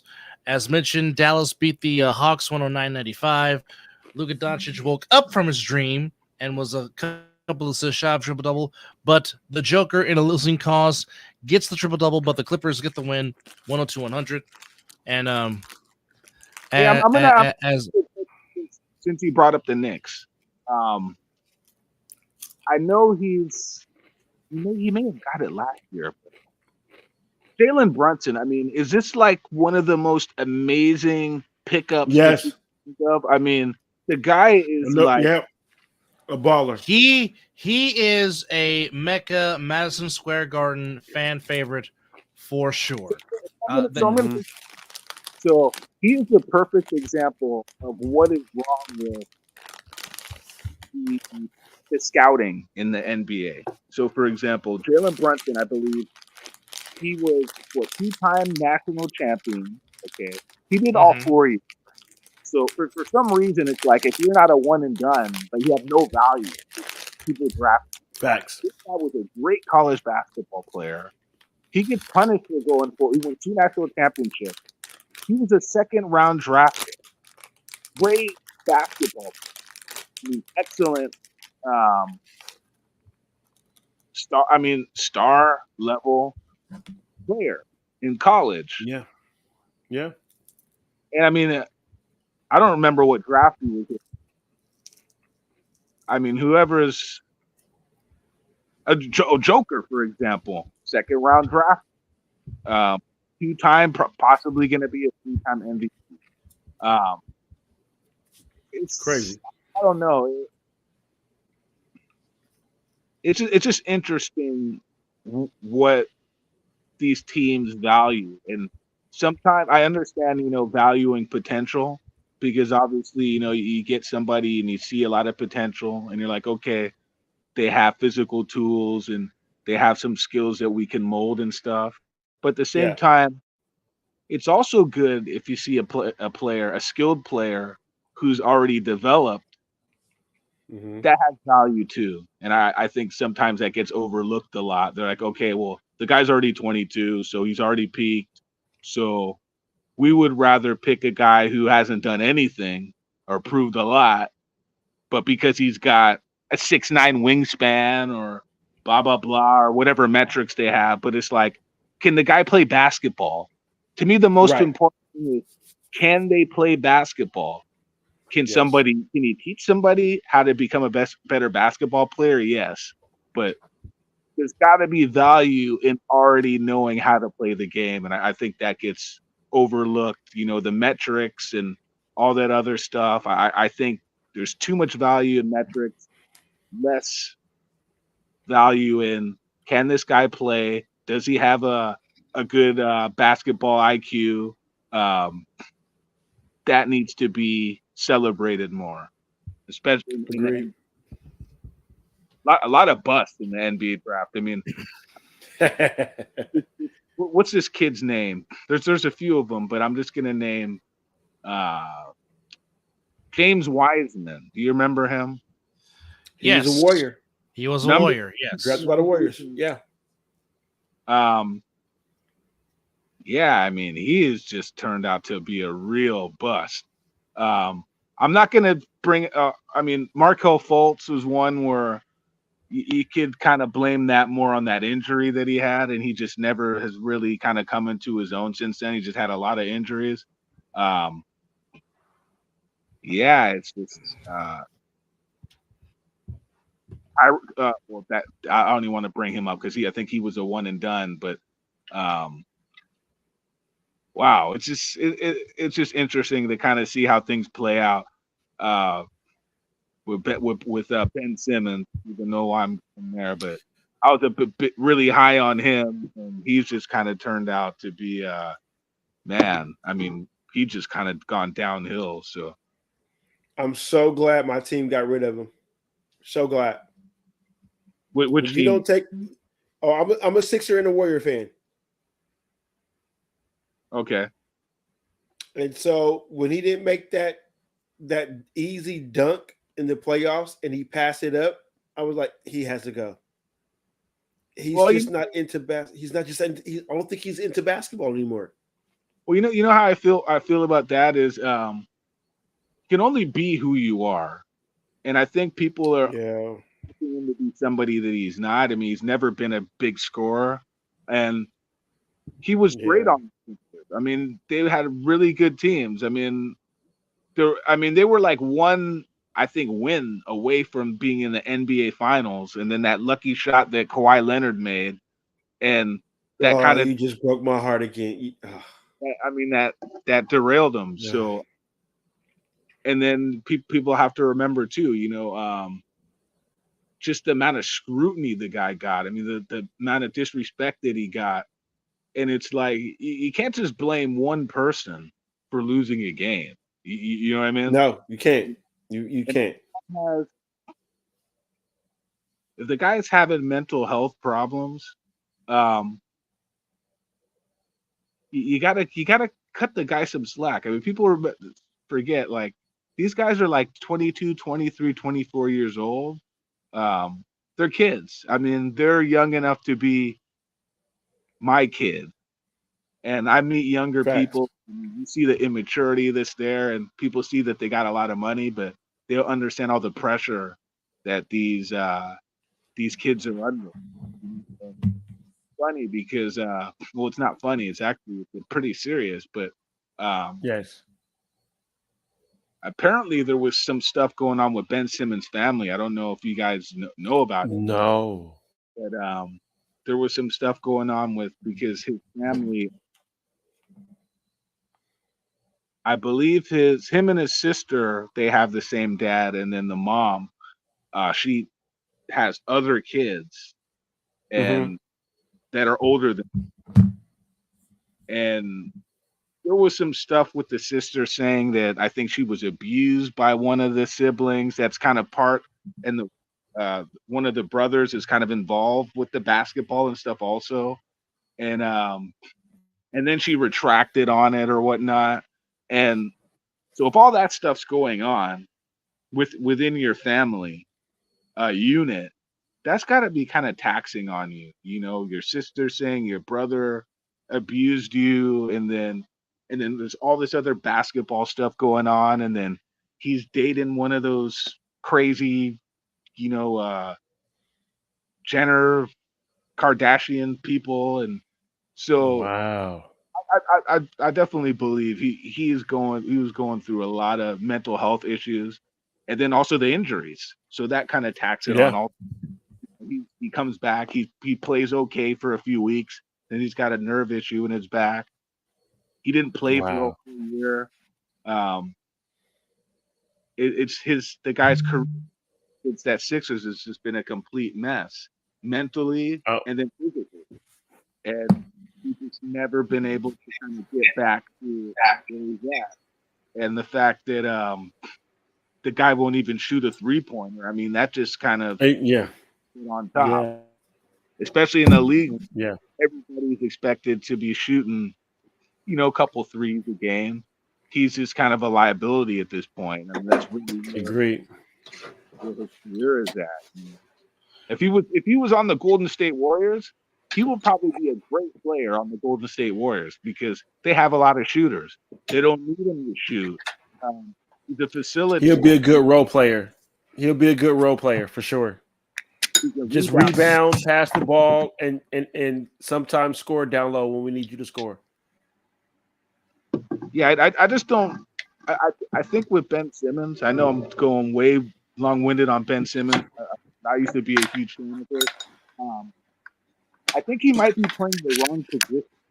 I think that's where I think he wants to be a point, or they want to play him as a point guard, but I just don't think he's a point guard.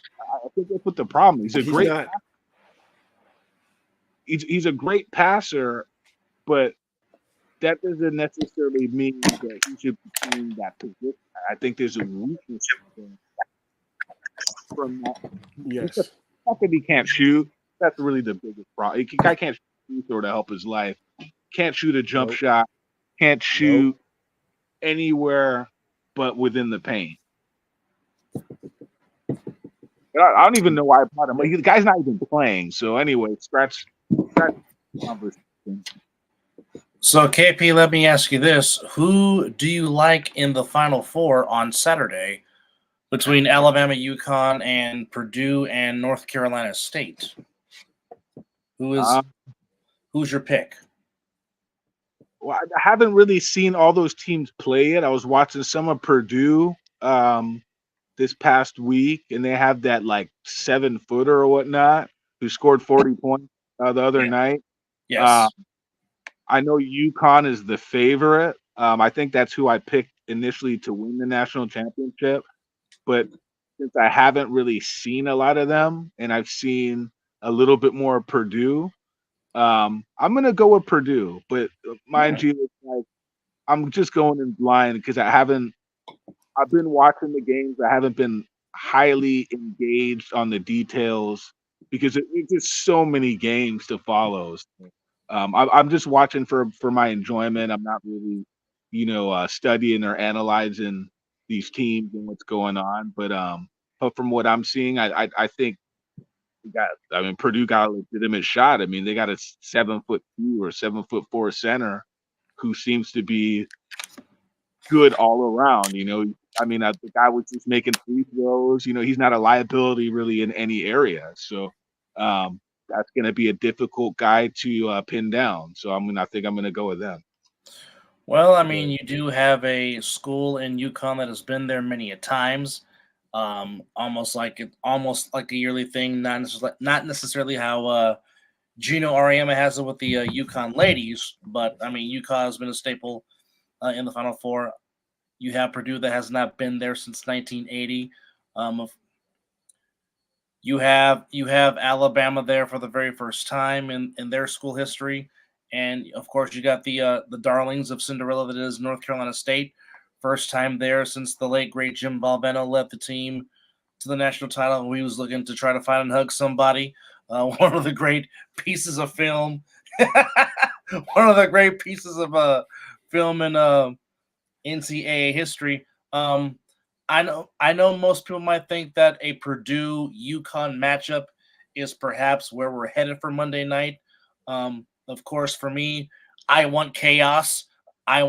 Give me Alabama and NC State for a final just because Alabama, mostly known for football, there for the first time in basketball. And of course, the great story that is NC State on this now 10-game winning streak since they had to win 5 just to get in the tournament to win the ACC tournament to get the automatic bid, and then to go on this 5-game winning streak. And of course, to make Mizzle very happy, they beat Duke to get to the Final Four. So that makes that Tar Heel happy. So obviously for me, I want chaos. I would love an NC State Alabama final. On the women's side, we have South Carolina and we have Iowa. I think they're playing each other, if I'm not mistaken. Let me just. No, I don't think South Carolina got. South Carolina is playing. No, the South Carolina's playing opposite. NC State. South Yes. Carolina's playing NC State, and then it's Iowa UConn. and UConn. and Iowa. Yeah, that's going to be a good one. And actually, you can You catch watch those. I'm going with South Carolina. They're like unbeatable. I mean, really, to me, I don't think any of these. Don Staley is that whole school. Yeah, she's the whole program for sure. Yeah, she's the whole program. I mean, when you have the best recruiting, I mean, you're gonna have the best. She's the best. They have the best recruiters in women's basketball by a mile. They know who 100%. to get, and recruiting in women's basketball is probably not that easy. I mean, there's a lot of good women's basketball players, and women's basketball is not like men's, where it's not about the athlete. It's more more of a skilled game. So there's a lot of good women's basketball players, and you got to kind of figure out how to put a really solid squad together. And I think they perfected that, obviously. So I think they're going to win the championship. I gotta go in a few minutes. I kind of don't want to. Yeah, we're wrapping up too, brother. We're wrapping it up too. So yeah, no worries. It's nap time for us. But before I go, I just wanted to discuss with you guys briefly about something you probably don't want to talk about, but we should talk about it because this is pretty big for the sport of boxing. This isn't really a sporting event I'm going to talk about, but it's more of an event than a match. Mike Tyson against Jake Paul. We did talk about this. We did. But I'm glad you for it, though. I'm glad you're on for it, but go ahead. I'm sure you guys have obviously talked about it because you guys do a sports show. You talked about it at some point. I'm just curious what your guys' thoughts are about this. It's on Netflix. Is this good? Is this good for boxing? Or is this just kind of something that's just going to be?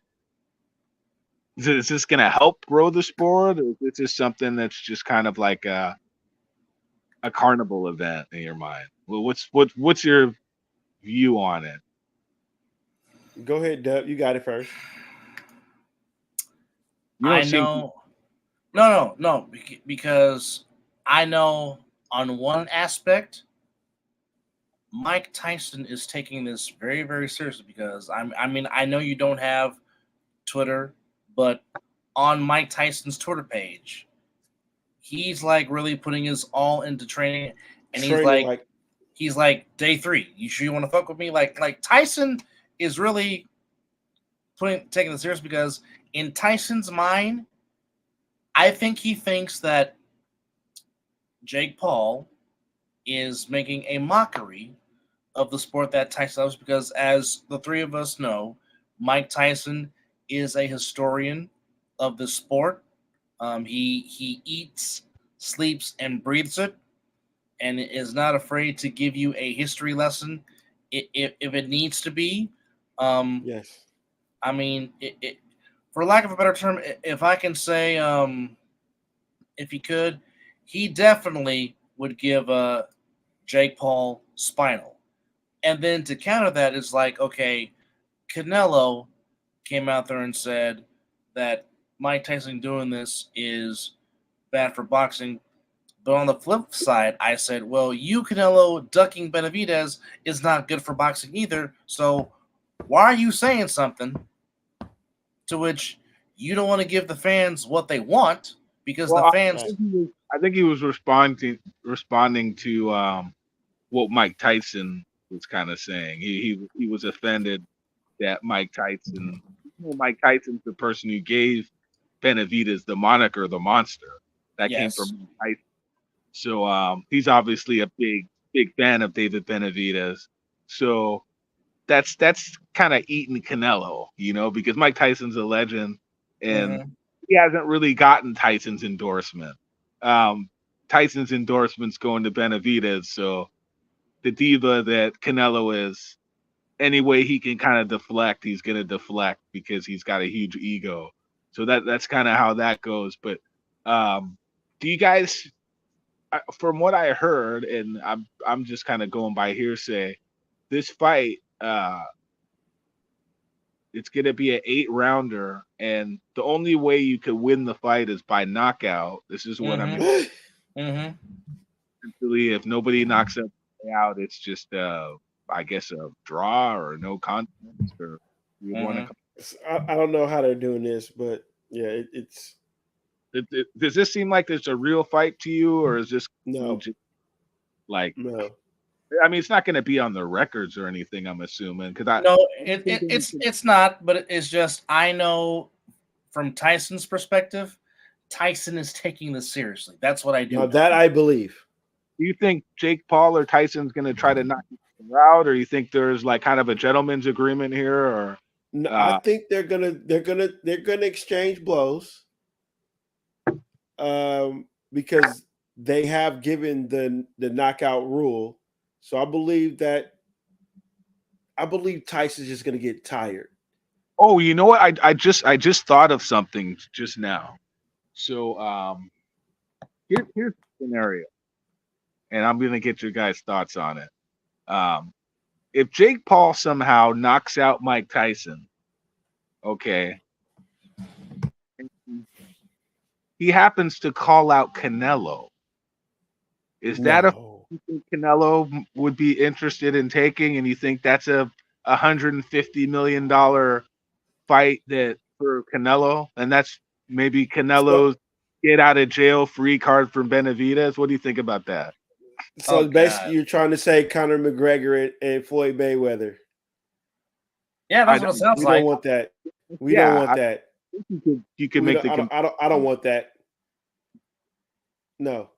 I'm not saying if you want it or not. I'm just saying, is that realistic? Is that something that you think the public would be interested in? And is that where Canelo could get his $150 million? I don't think so. My boxing brain cannot even want to think about that, because he needs to fight Benavidez. Agreed. No, I get it. I can't separate that. I understand what you're saying. And maybe yes, but my perspective of like, why would you take that when you could have, I think he can get $150 million for the Benavidez fight.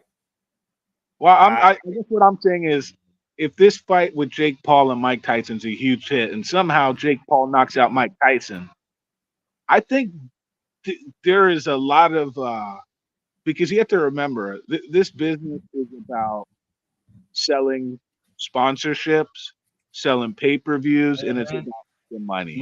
The money. Yes. You are absolutely right. I see. Now I see where you're going with that, KP. Now fans are the people that are the people that are buying the big pay-per-view fights. You know, if you go to Canelo fight, you see these people with these bandanas and stuff. They say Canelo, and you know the majority of those people, they're not real boxing fans. They're Canelo fans.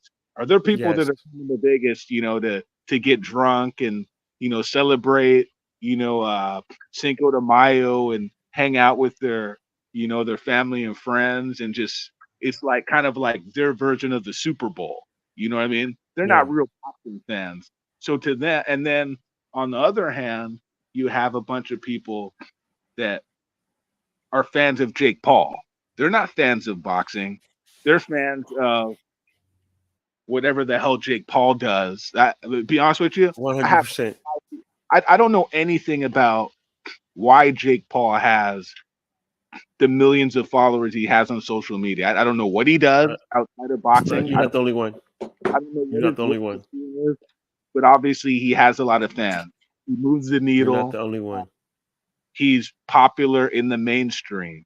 So, in the sense, if Canelo's looking to, I guess, make as much money as he can before he gets out of the sport, to me, that this seems like a legitimate.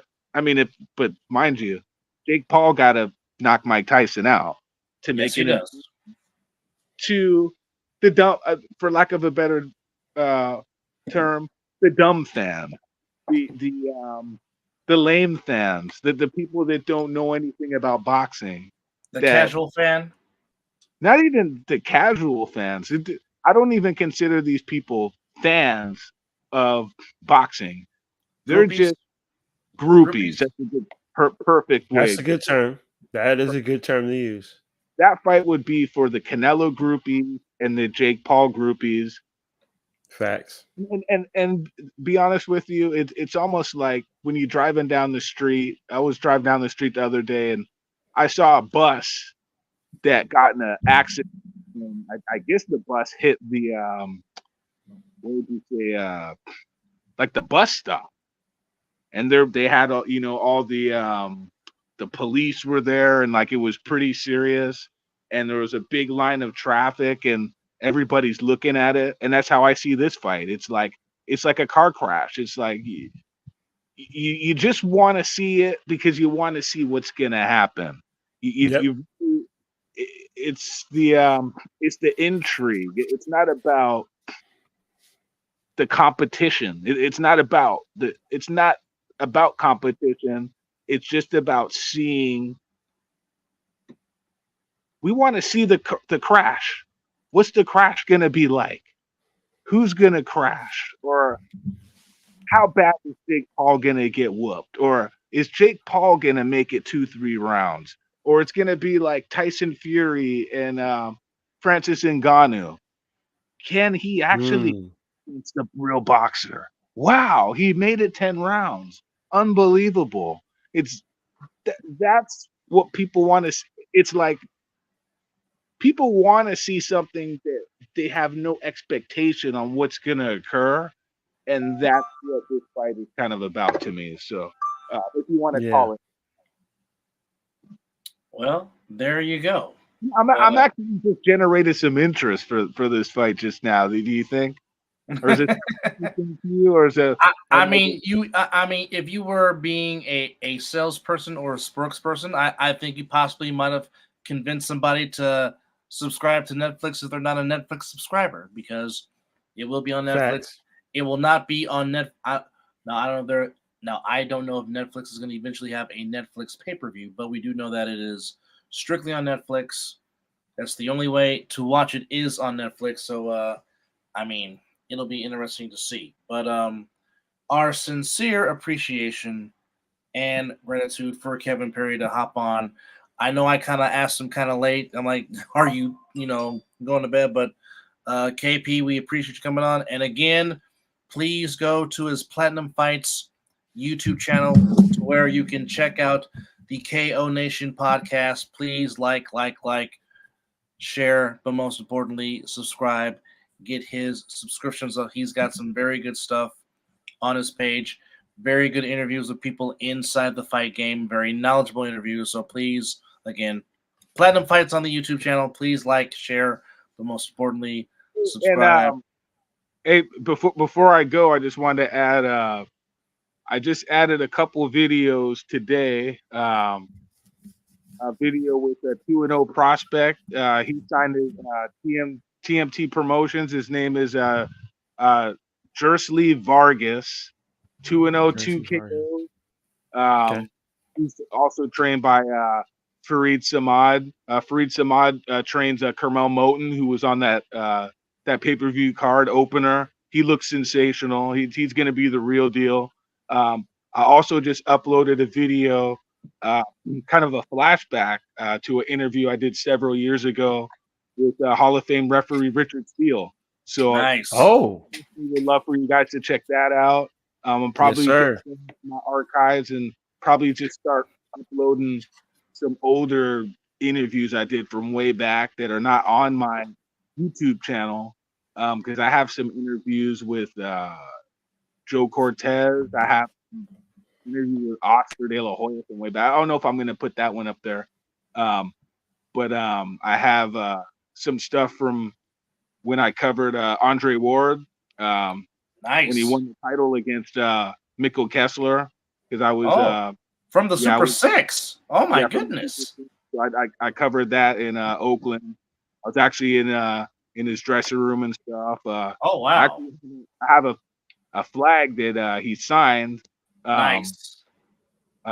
American flag that's sitting in my office and whatnot. So nice. Yeah, so I covered that and I have some video stuff from that. I'm probably gonna upload. I'm just kind of trying to think of some old stuff that's not on my YouTube channel that I might just start uploading some of this stuff. Like even I have an interview that I did with Deontay Wilder from several years ago before he won the title. I might just put that on there. So I'm just kind of throwing this stuff out there that I probably will be uploading some new archived old school content that stuff that a lot of people haven't seen. And it's just kind of flashback stuff. So it should be pretty interesting. Nice. Very nice stuff. So again, fans, Platinum Fights YouTube channel where you can check his stuff. Also, the KO Nation podcast on YouTube. Don't forget to check that out. And of course, hopefully me and Kevin will be doing some high school games sooner rather than later because he also does some fantastic camera work, switchboards. Kevin Perry is a man of many talents. But KP, we know you need to get your rest. We appreciate the time. Door is always open, my friend. Appreciate you. All right. Thanks for having me on, guys. All right. Definitely love to do it again. Thank you. Yes, good sir. night, my friend. All right. That is our good friend and my broadcast colleague from NFHS Networks. And, of course, as just mentioned,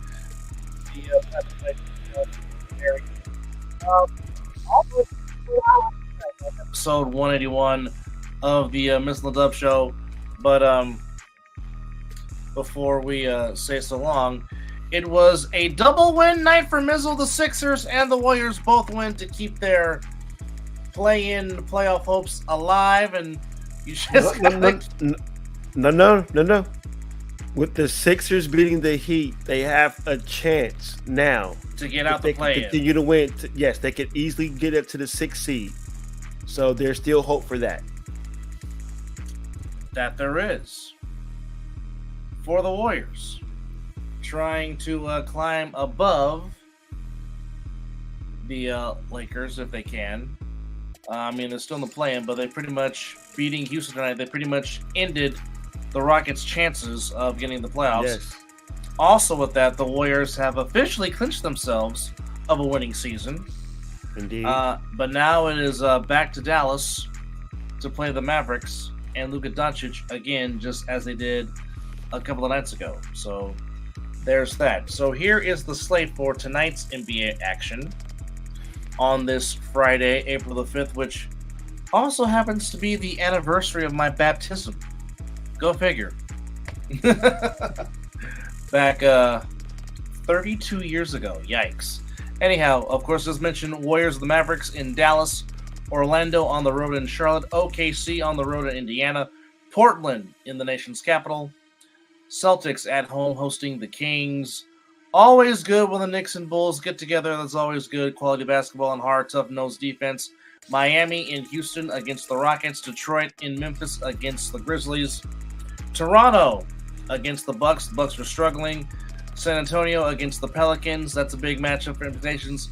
Phoenix at home against the Timberwolves. And to close it out, Clippers at home against the Jazz. That's your Friday night NBA lineup. Congratulations to the Seton Hall Pirates as they win the NIT tournament. Congrats to them as they beat Indiana State. The Slycones, Larry Bird's, or the Sycamores, Larry Bird's alma mater. They beat them by a final score of 79-77. Wow. So a good game there as they played in Indianapolis in the NIT championship. The first NIT championship for Seton Hall since 1953, as Seton Hall was a last four out, as they just missed, as the Sycamores finished 32-7, their final record mark, and for Seton Hall 25-12. So congratulations to the Seton Hall Pirates. But nonetheless, enjoy the Final Four. In case we do not do a Friday night show, enjoy the Final Four Again, NC State against Purdue, UConn against Alabama, and of course on the women's side, which you can catch tonight, all on ESPN. Iowa will take on UConn, and NC State will take on South Carolina. But nonetheless, it is nap time for you boys. And before we forget, after SmackDown, please turn into Peacock for the Hall of Fame ceremony, and of course the most awaited speech by the wise man Paul Heyman, as it is officially WrestleMania weekend. But nonetheless, for Mizzle, I'm Dub. We appreciate you guys. Thank you for watching. And as always, it is 5 o'clock, some damn where. And you have been watching episode 181 of the Mizzle and Dub Show. Be safe. Take care. God bless.